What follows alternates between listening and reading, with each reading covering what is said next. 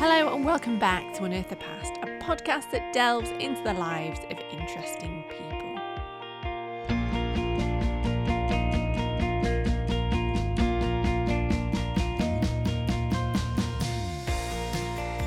This week I'm joined by the lead singer of one of Britain's best loved bands. They've had #1 albums, have been nominated for a Mercury Music Award, a Brit Award, and they get over 1 million listeners a month on Spotify. They even have their own podcast, which I love. And they have just headlined a gig at Wythenshawe Park to over 30,000 people. Ladies and gentlemen, welcome to part 1 of my amazing chat with the Blossoms. Tom Ogden, welcome to the podcast. Tom Ogden, thank you so much for coming on my podcast. I really, really appreciate it. Thanks for having me. The Blossoms, I would say, are the best thing to come out of Stockport since the hat. Thank you. That's a big statement. That's a huge statement, isn't it? You know Phil Foden's from Stockport, don't you? I'm a Man United fan. Oh, are you? See, Yeah. I'm a City fan, so. Are you? Yeah. Well, it was Phil trumps it for me. So I say I'm a Man United fan. I am a Man United fan, but I did have a season ticket at Stockport County for a while. Yeah, my friend Gemma, who I went to school with, her dad, for some reason, got these season tickets. So during the 90s, I spent a lot of time going to County. Yeah, it is nice, County. I've got a soft spot for Stockport County. Oh. You know, school used to take you there and stuff growing did. up. So, but all my family are City fans, so I had no So choice. you had no choice. Both sides, do you know what I mean? So Right, okay. When we were rubbish, I've been through thick and... I can tell you, because we're going to delve into your family tree at the minute, that one of your ancestors is definitely a County fan. Oh, really? Yeah. It would make sense if the Stockport Yeah. So goes back. somewhere it went from County to City. Yeah. Somehow, we moment? don't know. So just before we delve into your tree, thank you so much for coming on. I was loving, by the way, the gorilla. Oh, Gary. Gary. Yeah. Yeah. I didn't know the story of this. I was obviously asleep during this period. That this huge gorilla got nicked from a garden centre. This is a true story, isn't it? Yeah, well, like I just heard it on the radio last year, and I was kind of like, one, why are they talking about it on the radio? Because it's kind of ludicrous, isn't it? And two, who's going to steal it? So then I went home and then did my own, kind of like you've done for this. I did my own research on Gary the gorilla. And then just was like, I'm turning this into a song. So I did. So you've got a new album coming out? Yeah. September the 20th, and it's titled Gary. I was going to ask, what's it titled, Gary? Well, when you make a record, you're kind of looking for the title of the album's always, I find, like one of the hardest things, because you wrote all these songs and then you want this one thing that encapsulates it all. Like your first album's just was just Blossoms, that's fine. Whereas then going forward, you're like, oh, it needs to be like meaningful, it needs to be like deep, it needs to be this. So then often it'll just present itself, whether it's like a lyric from a song or something, you go, oh, that'll do for the album title. Yeah. And sometimes you'll try just making a title from nothing, and it's a bit like, oh, it feels a bit forced, this, or insincere. And we wrote all these options down on this list, and I put Gary on there for a laugh. I was like, maybe we could call it Gary. And I just kept going back to it. I just thought 4 letters. Easy. It's an easy kind of, I don't know, I felt it was like the antithesis to what we could have done, if you know what I mean. Yeah. And it just felt very yours. We're all mates. We have a laugh together. It's kind of, why not? I love call it. your album Gary? I love it. Yeah, and it's a talking point as well. So, will this be your fifth studio album? Wow. No, I'm getting old now. Is there a bit of pressure, right? Because all your albums have done so well. Is there a bit of pressure on this one? Definitely. Do you feel it? I always feel the pressure. I'm the songwriter. So I kind of, you kind of always like, oh, you've got when you've had success, so to speak, you've got something to compare it to, haven't you? So I do struggle with that a bit. But you can't let it consume you. You just kind of, you can only do the best of your ability at that point in time and put it out, can't you? But yeah, you do feel the pressure. Anyway, Tom, can we delve into your family tree? Let's do it, yeah. Is it something you'd always fancied looking into? Actually, it is, to be fair, yeah. Because, I don't know, I just find it interesting. I've got quite a big family anyway, on both sides, like immediate family, if you know what I mean. So, and I'd always said, if like one of the big TV programs that do it came along, now we got the Banded, all right. It's like, they sometimes ask people, don't they? Of course they do. From if you do something that's like in the public eye. So I was always open to it. So then when you came along, it was like, yeah, definitely. So, and my mum will be dead interested because she's kind of delved little bits and bobs. I sent you whatever, the little bits she knew. So there's an interest there. A slight warning in this episode, folks. Both myself and Tom will be reading from historical documents that use outdated terminology to describe mental illness and disabilities. It's not language we would use. We will literally just be working with the documents we have. Should we start with your dad's side? Yeah. If we go back in your family tree, and I'm going to show you family tree in a minute, there are quite a few Tom Ogdens. Yeah. Yeah. Did you know that that's where your name sort of came from? It was passed down through the generations. Yeah, I did, because the weird thing is everyone calls my dad Mark. Right. Like, but he's actually on his like passport is Thomas Mark Ogden. Right. Okay. Because his dad's Tom as well. So I think it was to avoid confusion when he was a kid. They just called him Mark. Yeah. Because his dad was Tom. Do you know what I mean? Yeah, of course. So I think that's what it was. Right. But then he joined the Navy when he was like 18. Wow. And then it was like, when he needed his birth certificate for like the first time. Because obviously when would you need it? Like in the 70s growing up, no one's going to be like, oh, can I see your birth certificate? So then he was like, oh, your name's actually Thomas. Yeah. So he's Thomas, and then his dad's Thomas. And then I think his dad was Thomas. So I knew that I was like going to be called, I think they always said, oh, we've got to carry it on. Yeah. That I was going to be. But because he was kind of Mark, everyone calls him Mark now. Yeah. It's weird. At work, but when he goes to work, they call him Tom. Because when he has to apply for jobs, it's Tom. So the people who employ him are always like, well, you're Tom. But everyone at home and everyone in the family calls him Mark.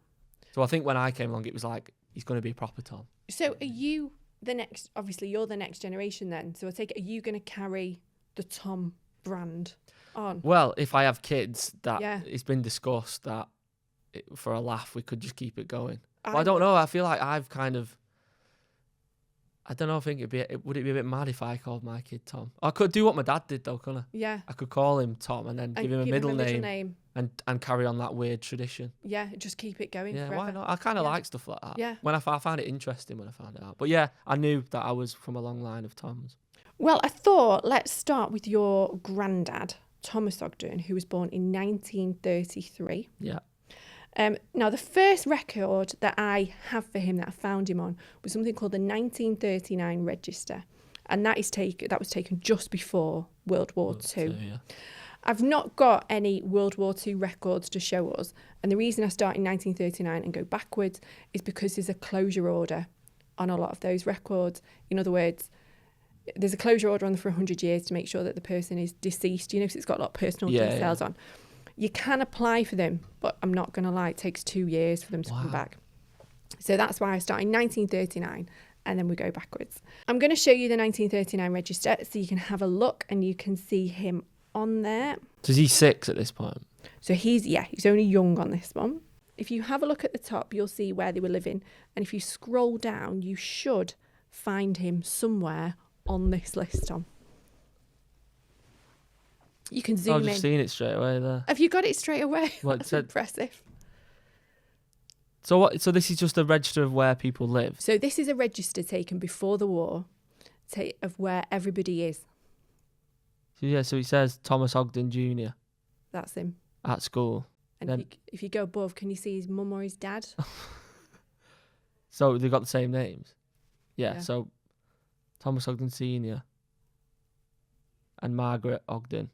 Yeah, so I met Maggie. Oh, did you? Yeah. Did you meet Maggie? Yeah. She was like really old when I was a kid. Yeah. So I did, that would have been my great-grand, wouldn't it? What memories have you got of meeting Maggie? She had a parrot, I think. Did she? Yeah. I remember the parrot in a cage. I think, or Budgie. But Budgie, well, similar thing, isn't it? Yeah. I remember that.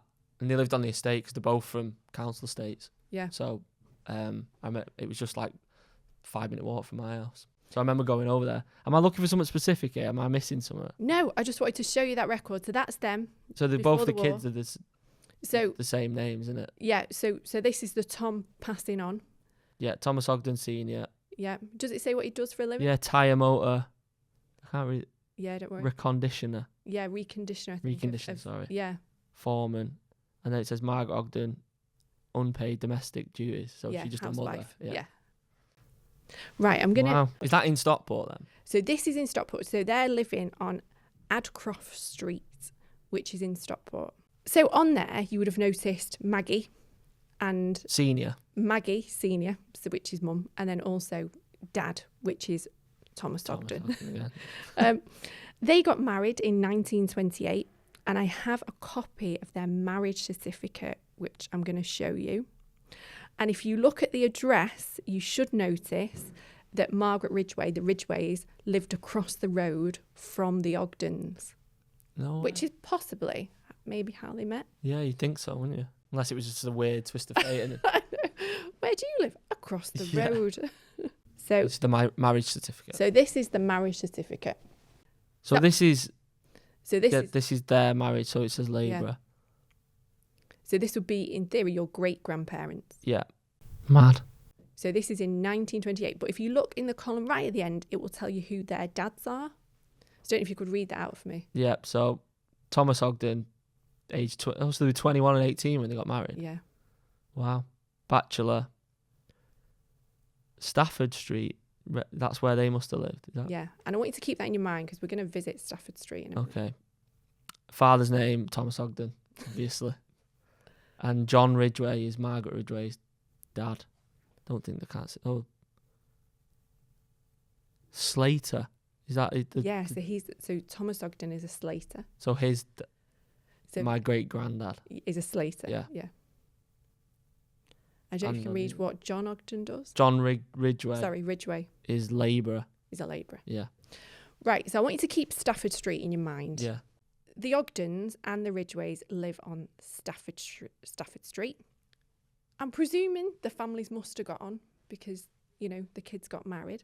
So they both lived on Stafford. They both lived on Stafford Street. So they're living on Stafford Street before... Across the road from each other. So the number's different on the houses. Yeah. There. Right, sorry, I missed it. Yeah. I'm so catching up again. Yeah, so they're living across the road from each other on Stafford Street. However, I don't think all the neighbours on Stafford Street got on. And I want to show you a newspaper article now. Now, the Kivels, who are mentioned in this newspaper article, live next door to the Ogdens. And this was taken in 1930. And I don't know, you don't need to read it all, but if you can just give the people listening a sense of this article. So I'll just read it if you want. Quick. Go on then. So it says, terrorised the street. Joseph Kivel and Ellen Kivel were summoned by Mary Ogden for using abusive language on Stafford Street, where the parties all live. Mary Ogden said defendants lived 3 doors away from her. About 8:30 p.m. on Sunday, July the 6th, the female defendant was banging at the door and challenged her out to fight. The door was knocked off the hinges. They were both shouting and using abusive language. So is that the Kivels doing that to my family? Yeah. Evidence was also given by about half a dozen witnesses, all relatives of the complaint, who said the defendants terrorised the street so that they had to creep along it as though they were thieves. Mr. H. Lowe, solicitor, said the defendants never saw complainant after 12 noon on the Sunday in question. Kivel admitted there was some trouble before then, but denied that he used abusive language at night. Defendants gave evidence in support, and Florence Sidebottom, a neighbour who had been subpoenaed, said she had heard no disturbance. The chief constable said Ellen Kivel had been twice previously before the court and Joseph 20 times. So they bullying people on the street. So they're bullying people on the street. Now, I found another article that I want to show you that happened before this, which sort of gives a bit more context to what's happening on Stafford Street at this time. So this is an earlier article taken in 1929. So what year was that one we just 1930. 1930. So this says, neighbours quarrel. So they used to put this stuff in the paper? Oh, yeah. That's mad, isn't it? It's like a Facebook status at the time. It's the Facebook of the time. It's, them groups that we're all on. I'm on a couple where I live. Yeah. And it's kind of, I feel similar like... thing, isn't it? So neighbours quarrel. Ellen Kivel of Stafford Street was summoned by Mary Elizabeth Ogden of 41 Stafford Street for assault. So plaintiff alleged that She was returning home after shopping, her hands being filled with parcels, when she met defendant, who asked her if she'd been talking about her. Defendant said she had been waiting for the plaintiff for 6 months, and with that, she lifted her right hand and knocked her down, knelt on her and bashed her in the face, knocking 5 teeth out. Annie Smith of 106 Charles Street. So I know where Charles Street is, if that's the same one. Yes. In Hillgate. Yeah, that's right. Oh my! I used to go and hang around on Charles Street, climb on roofs and stuff when I was a teenager. Gave evidence that she saw the women fighting and Ellen Kivell on the top. Plaintiff was represented by Mr. Harry Ban, I think it says, and defendant Mr. H. Lowe. That's the solicitor who's turning up in the next one. Isn't it? Defendant pleaded that she had been provoked by the comments of the plaintiff, and her solicitor submitted that both sides were equally to blame. A fine of 20 shillings, I presume, was imposed. So whose fault's that one then? Well, she's come home. The fact is, right, that the Kivells sound like a bit of a rum family, don't they? Yeah. That are sort of trying to maybe run the street. Yeah. But the fact that the Kivell was fined 20 shillings would make me think that it was obviously their fault. Yeah. You know, and they've had a fight on the street. What they said they've been waiting for 6 months, so what's that? I don't know. Lost me a bit. Yeah. You know what I'm thinking? Maybe they had an argument 6 months previous and she'd been sort of waiting to get her revenge. On it. Yeah. Yeah. Wow. Did you think you'd have anything like that in your family tree? A bit of fisticuffs on Stafford Street. Yeah, well, it's at Stockport, innit? Anything can happen. Wouldn't surprise me. Oh, I think that's the... Well, and I'm happy to know they're not the instigators. They're on the good side. Yeah, they're like... Yeah. And by the sounds of it, they've probably stuck up for themselves a little bit, maybe, have. which is kind of why maybe other people are getting bullied and not saying out, where Mary Ogden's giving it some back, isn't she? She's not really taking any shit. She is. So before we go any further with the Ogdens, I want us to just go back to Margaret Ridgway, and we're just going to go down the Ridgways a bit. So Margaret Ridgway is your great-grandmother.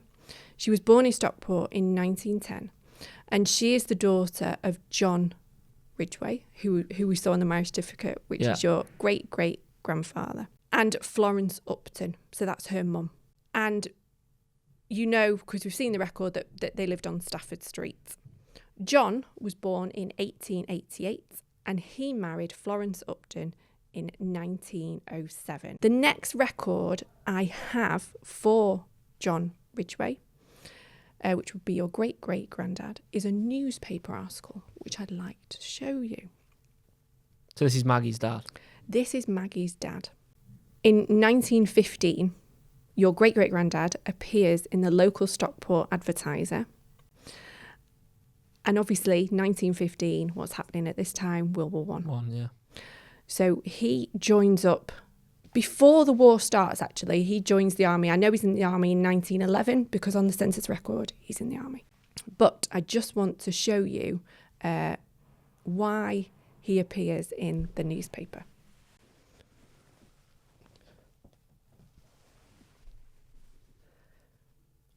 No, right. It says bandsman.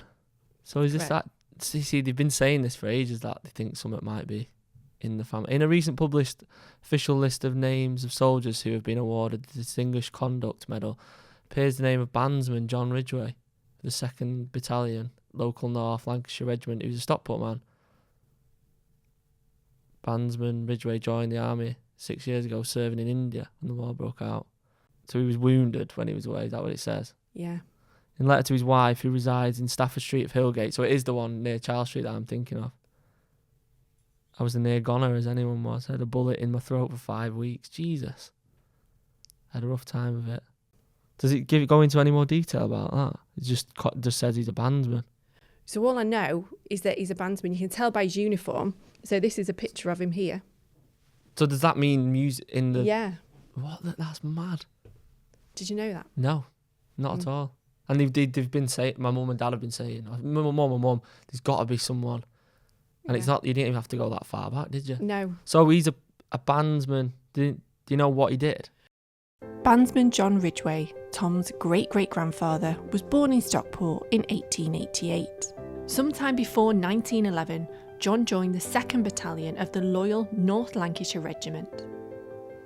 While the primary role of a bandsman was to play music to boost morale, they were also trained soldiers, and during combat many found themselves directly involved in dangerous frontline support missions. When World War I broke, John and his comrades were stationed in India. On the 16th of October 1914, the battalion set sail from Mumbai and headed to German East Africa, now known as Tanzania. The battalion was about to play their part in the Battle of Tanga. The aim was to eliminate the Germans from East Africa, starting with the capturing of the strategically important port city of Tanga. On November 4th, 1914, the British troops launched a full-scale attack on the German forces. However, they underestimated the German power, which led to a humiliating defeat for the British. More than 800 men were killed, captured, or wounded. John received 6 bullet wounds, including one to his throat, that remained there for 5 weeks. John's battalion lost 48 men, including one of his friends. Tom's great-great-grandfather was awarded the Distinguished Conduct Medal, given for exceptional bravery in the field. This prestigious award was only second to the Victoria Cross in terms of gallantry. In a letter home, John wrote to his dad, "Well, Dad, I have a surprise packet for you and all at home, and I can honestly say it was a bigger surprise for me as I was only doing my duty, as you would have done the same if you had been in my place.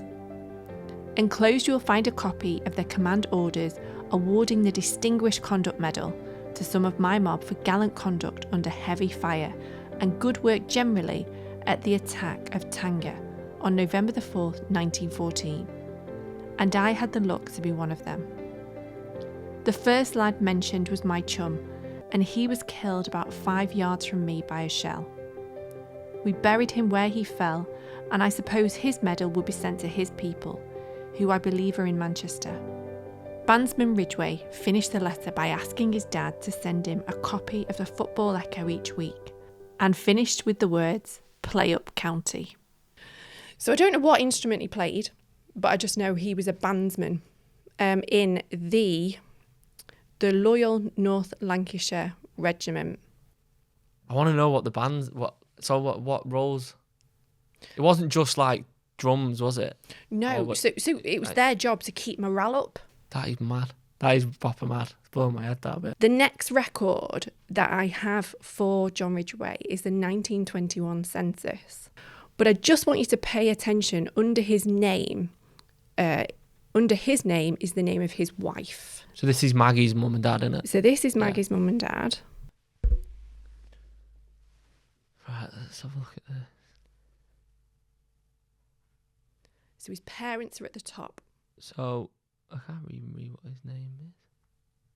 Oh, it's a really funny one. Mad name. It's called like Cephas Ridgway. Boss name that. Charlotte Ridgway. So that's his mum and dad. Yeah. Then John Ridgway, and his son's wife, Rose Ridgway. Is that his sister? But then is it dead small writing? That's his wife. Rose Ridgway is his wife. Yeah. And then his daughter. Then it says Dorothy Ridgway, William Gloucester. I can't read. Gloucester, I think it's pronounced. Stepson. William Gloucester's stepson. So Rose Ridgway is his wife. Yeah. So you may be wondering what's happened to Florence. Oh yeah, I am now. Forgot about Florence. We forgot Florence. Yeah. So yeah, it was Florence. That's Maggie's mum. Yeah, Florence Upton. So, and that's why it's stepson. So he's obviously that's Rose's kid, isn't it? Yeah. To so someone remarried. Ah. Yeah. So was that less common in them days? So he's remarried Rose, but Florence is still alive, and I find her on the 1921 census living somewhere else. And if you have a look on this record, you will see that she is the second name down. And if you have a look at her condition to marriage, it's quite interesting. So Florence Ridgway, personal occupation, home duties. So it just says D, doesn't it? For divorced. Ah. The 1921 census, which you're looking at, is the first time that divorce is recognised as a condition to marriage. Normally it's widow, married or single, basically. So I would like us to stick with Florence Upton, if that's all right. Yeah. So Florence Upton is your great-great-grandmother. Maggie's mum. Yeah, and there's a bit of mystery going on the Upton side of the tree. Okay. Florence Upton, your great-great-grandmother. So Florence Upton's parents are William Upton and Sophia Goodwin. I found the family on the 1891 census, and Florence's dad is a planker. Okay. But the fact he's a planker came in really useful when I came to do the research. So when I found the family on the 1901 census, 10 years later, they're all split up. Mum and dad are missing, and the kids are living with like their eldest sister and her husband. So I was like, that's strange. Yeah. What's happened? So I managed to find another record which shed a bit of light on what happened to the Uptons, which I'm going to show you now. List of persons who slept or abode in this institution on the night of Sunday, 31st of March. So what is this, like a It's the County Lunatic Asylum. Oh my God. Institution, yeah, it gives you a clue, doesn't it? So if you scroll Have they been sectioned? Is that what this is? So if you scroll down, you should find his name. William Upton, planker. Hat planker, it says, doesn't it? 45. Yeah. So he's in there. Does it give me more information than that? Or? So you know when I said to you, I needed to go to the records office? Yeah. So I went and got his patient files, which I'm going to show you now. Jesus. Wow. So this is Maggie's... So this is Maggie's granddad. So Maggie's mum is Florence Upton. And this is Florence's mum and dad, isn't it? Florence's mum and dad. So you can get patient files from yeah, lunatic asylums in the 1900s. That's mad. Yeah. He's not done something mental, has he? So he is... Find out. This is a copy of his case file. And he was in there for 15 years. 15 years? So he was in there on the 1901 census. He's still in there in the 1911 census. Now, you're probably not going to be able to make much of this out. Why is it written in like old? I'm going to pass it here. But if you have a look on the top right, it does give you some idea of what he's in for. And feel free to zoom in and scan any part of it. But I believe we found this kind of stuff. William Upton, Tom's great-great-great-grandfather, was admitted to the Parkside County Lunatic Asylum in Macclesfield on the 8th of April 1898. The asylum opened in 1871 to accommodate 700 pauper lunatics.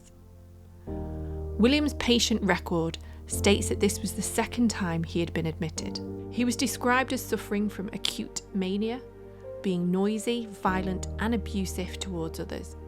His conversation was described as being irrelevant and nonsensical. He also displayed erratic behaviour and delusion. By 1910, his condition had worsened. He was described as being huddled up in a demented state, unoccupied and uninterested. He forcibly smiled when addressed. Throughout 1912 and 1913, William continued to display similar patterns of behaviour. He was described as being noisy, often talking and laughing to himself. By April of 1914, his condition had deteriorated further. His heart had weakened, he had right-sided paralysis, and he was placed on a liquid diet. He passed away at 10:30 p.m. on the 11th of April. His cause of death was listed as general paralysis of the insane. GPI resulted from untreated syphilis. It occurred several years after the initial infection. The bacteria which causes syphilis entered the brain and the nervous system, resulting in delusions, mania, violence, erratic behaviour, muscle weakness, and eventual paralysis. Before the invention of penicillin, there was no effective treatment for GPI. with it proving fatal only a few years after the onset of symptoms. Now, this is his death certificate, so I don't know if you can try and make any of that out. Don't worry if you can't. It's the writing, isn't it? Right, cause of death. It says general paralysis. Yeah. So his cause of death was recorded as general paralysis of the insane. Jesus. 58 years, all that says. Yeah. The terminology that they use to describe his cause of death is related to something else, and that's syphilis. The STI. Yeah. So that's related to a sexually transmitted disease. So when syphilis went untreated, it basically caused people... They wouldn't have known what this was back in the day, though, would they? And it caused people, in their terminology, to go insane when it's not treated. And how it's recorded is general paralysis of the insane. So that's what they put down, but Yeah. it relates back to that. To syphilis. That is mad. So, is he promiscuous then? Well, the Or thing is, you could have got it just even don't- off his like marriage. I don't know. you just don't know, do It's you? impossible to Yeah, kind of it's predict, isn't impossible it? to know. Wow. Yeah. I thought it was going to be something to do with the hats because you said Yeah. they're mad. You Yeah. know, like the hat. The Mad Because there was a Hatter. thing, isn't there, There of is. like working in the Yeah. old hat museums, Yeah. hat factories, Mm. and it sent people insane. That is mad. Sorry to interrupt the podcast, and it will be back in just a minute. But I would like to take the time to talk to you about an organisation that is really close to my heart, and that is The Power of One. The Power of One is a non-profit organisation founded by the fabulous Samantha Hutchinson, which supports women across the world who work in the animal welfare community. There are currently thousands of women across the globe who are fighting to improve the lives of animals and make their communities safer by reducing the spread of disease. They are working really hard to reduce the number of animals on the street through rescue, providing rehabilitation, rehoming, and spray and neutering campaigns. They are also raising awareness through education in local schools and improving public perceptions of the cities, towns, and countries in which they live. Now, this industry relies almost exclusively on public donations, and many women risk their livelihoods and, in some cases, even their lives just to be a part of it. Funding helps to create jobs, it supports families and local businesses, and provides access to education and much needed mental health support. If you get chance, and look, I know times are hard, but if you get chance, please just check out the Power of One website. I've put the details in the podcast description. And even just tell people about this organisation, this wonderful organisation, and what they are doing to help animals, and especially dogs. And if you know me, you know I love my dogs around the world. Now back to the podcast. Now, we've only got 11 minutes left. And it's I just- can stay a little bit longer if unless you've got someone coming. Have you got somebody coming in after? Not straight away. I've got a couple hours until the next one. Right, well, if we go slightly over, obviously I'll pay for it. Just let me know. Right. I'm like, yeah, don't cut me short on this. I'm invested. Right, you invested. Now, what I want to do, because I'm conscious that your mum is banging to her family tree, isn't she? Yeah. Right? Is there stuff on that side as well? Oh, yes. Oh, God. So, you knew a bit about your mum's side, didn't you? Because I think you had a relative that had looked into Yeah, it. they've done a little bit and got to like World War One kind of vibe. Yeah, and they've done a really good job. Right? Yeah. So, your granddad was John Rigby. Yep. Yeah. Postman. And we were able to go back further than him to his dad, which is James Rigby. He was born in 1885 in Gorton. That would be your great-grandfather. And then if we go back a step further than that, we've got Ezra Rigby. That's a cool name. Yeah. Now, is that a name? So when you sent me over, that name was in the mix. Was it? Yeah. Yeah. Yeah, I've recognised them saying they've mentioned it in the conversations and stuff. And Ezra Rigby is from Liverpool. So this is the first the time. story that I've heard. Okay. Well, so I what heard that they story have you heard? walked from.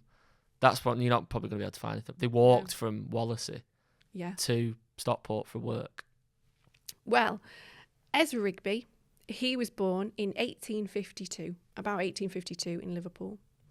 In 1885, he marries Sarah Ann Holding in Bradford, which is basically an area of Manchester. So it's not. People think Yorkshire. Yeah, I'm like, no, it's like near Man City's ground, basically. I'm going to show you a census record, and I'm going to point you in the direction, and it tells you something about Ezra, which I think is quite interesting. So bear with me.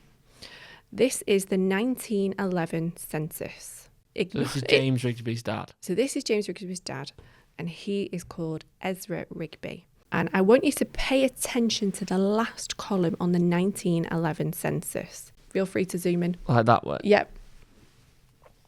Right, so John Rigby, am I looking at... Ezra Rigby should be right at the top. Yeah, Ezra Rigby, 56th, married. So personal occupation, grinder. So he worked in the metal industry. Wow. Iron. Yeah, iron. Worker. Liverpool.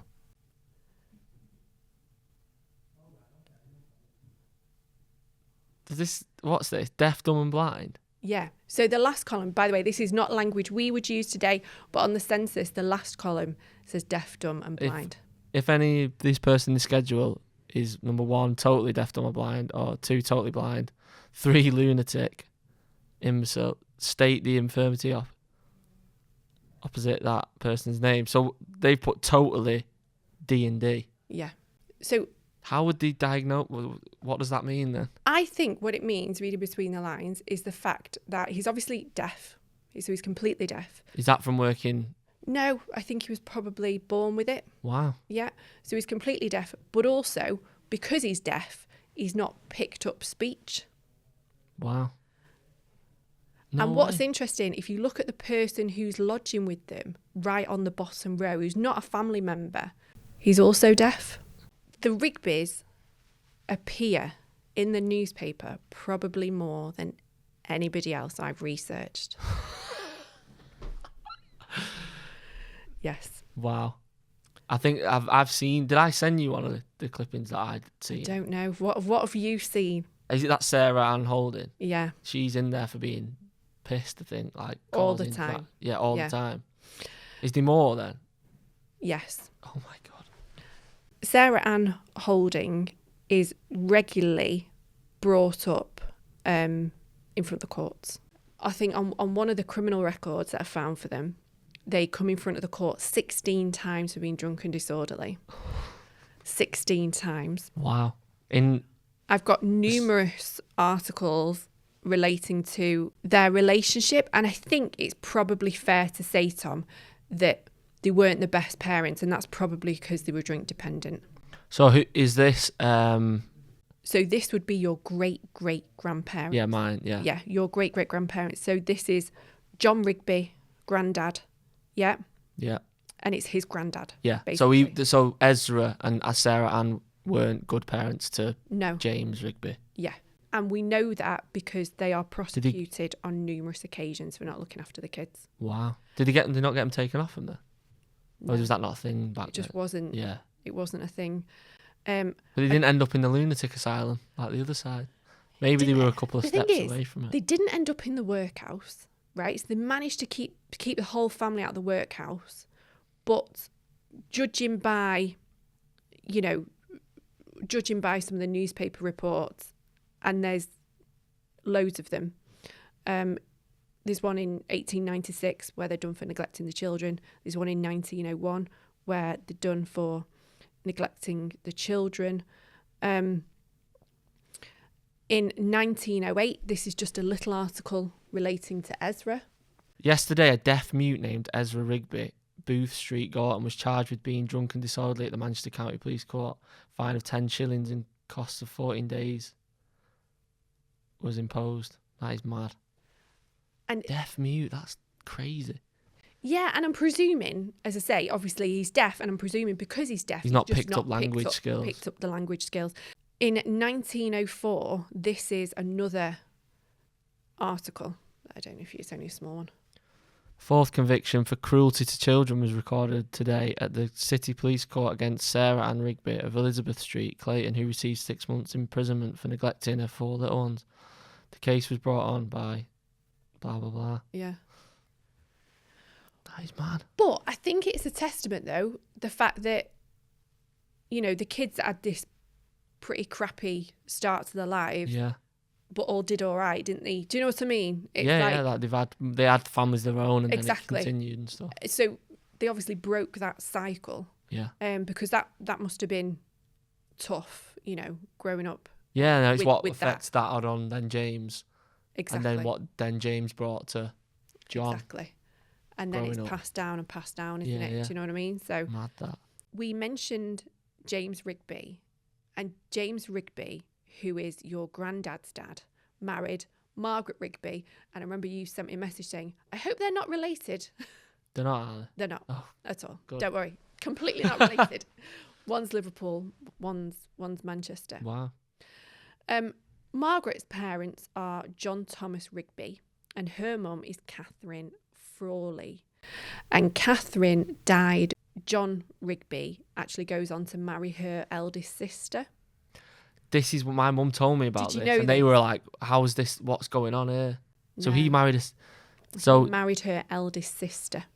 that's Yeah. a bit mad, isn't it? I want to show you an image, actually. If you just bear with me, I'm just going to get it up. And there's a reason why I'm showing you this image. Oh my god. I don't know if you can describe him. I mean, the hair's a bit mad, but I feel like he looks like some of my cousins. Right, okay. That's my first thought. Okay. What if I said to you a programme on the telly that's based in Birmingham? Peaky Blinders. Yeah, does he not remind you of somebody out the Peaky Blinders? With the shaven head and the fringe. Yeah, well, I haven't watched Peaky Blinders. What? I know. Sorry. Oh my God. Is he the main guy in Peaky Blinders? Yeah, so the main guy Cillian Murphy's character. is Thomas Shelby. Thomas Shelby. I know the names and stuff, but So, at this time, he's from Salford. At this time, Manchester, when he's growing up, Manchester is in the middle of what we'd call gang warfare. And so these gangs were called the Scuttlers. And they were in operation at the end of the 19th century in Salford and Manchester. And the Scuttlers would fight over territory and would fight over women. And they're really distinguishable from anybody else because of the hair, the way they look, and the fact that they had a shaved head and they had a fringe, and that their look sort of evolved into another group which would come later called the Ikes, and they had like flared pants. Judging by his appearance and the fact that his look is so distinguished, the fact that he's got a completely shaved head with the fringe would make me think he was probably part of one of the Scuttler gangs in Salford. No way. Tom, I always finish by asking my guests this question, right? If you could invite anybody from your family tree, it might be somebody we've mentioned, maybe somebody we've not, for dinner tonight, who would it be and why, and what would you cook them? From all them people you've just told me? Anybody. Is that what you're saying? Yeah, anyone. I'm torn between... There's a few characters, isn't there? I kind of want to speak to the band... The bandsman. And find out what he Yeah, plays. because obviously I've gone into music, Anna, so that's kind of pricked my ears the most in terms of... Because everyone said, I'm sure there'll be some music there. Because no one else is like music. Like, my mum and dad are into music, but no one like plays or does anything. So it seemed a bit like just out of the blue for me to like pick up music. I was going to say, you know was that out of the blue? And I suppose it was probably out of the blue for him. If you think about what life must have been like for him growing up in Stockport, so then he obviously plays an instrument. I want to know. That's what. Surely we can find out what he plays somewhere along the lines. Or do you not think we would be able to now? Possibly, if we could try and get more records. Like band records. Would they have kept band records? Possibly. I don't know. I have got the war diary, by the way, which I'll share with you once we finish the podcast, of the night of the 4th of November when he won his medal. So yeah, I think he would be. I think I'd go. Pretty interesting. Also, How the mental. William Upton. Yeah, that's kind of interesting as well. But I don't know if that'd just end up being a bit scary or something. I was going to say, I mean? it's like a film, isn't it? Yeah, like even like rocking.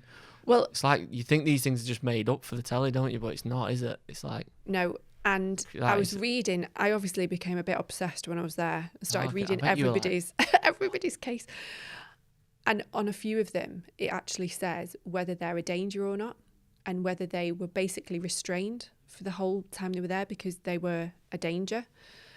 I don't know about him because the section where it says whether a danger or not and whether they were shackled is missing. Basically, it's just not on his. Is that the only file of him that you can find? That one bit, or is there like multiple? No. So there was that page, and then there was also another page on top of it, which I'll send you, which you can have a look at. Now, bearing in mind that just relates to his case file and when he died, there might be admin, when he checks in. Yeah. Records, but wow. Yeah. Tom, thank you so much. No, thanks for doing that. Did you enjoy it? Yeah, it was really, really interesting. I just want to carry on and just keep finding out more and more stuff, but I suppose you've unlocked something there, and you can. Of course. Sounds like there's still more to delve in certain aspects of it. Anyway. Honestly, there's so much to your tree. There's loads. We could have spent probably 3 hours going through. There's some really remarkable stories in your tree. Some of them that we didn't talk about because I knew you knew a bit about them. So, yeah. Wow. No, thanks for doing it. Thank you so much. Great. So that is it then for this week's podcast. A huge, huge thank you to my wonderful guest, Tom Ogden from The Blossoms. The lads have a new album out called Gary. Please go and check it out. They're also on tour. They go on tour, I think, pretty imminently. I'll put a link to their website so you can have a check and see if there's any tickets left. Another shout out to the Power of One. It's an amazing organisation that I am proud to support on this podcast. Please do me a favour. It takes a couple of minutes. Just go on, click on the website and have a look at some of the amazing work they are doing with women involved in animal rescue from around the world. Please check them out for me. If you would like your family tree researching, or you have a family tree mystery that you would like solving, you can get in contact with me via my website, which is www.michalahume.com. I have some very exciting podcast news, which I can't quite share with you yet, but hopefully on the next episode I should be able to give you some more details, which is very, very exciting. Anyway, have a great week researching, and I shall see you on the next episode.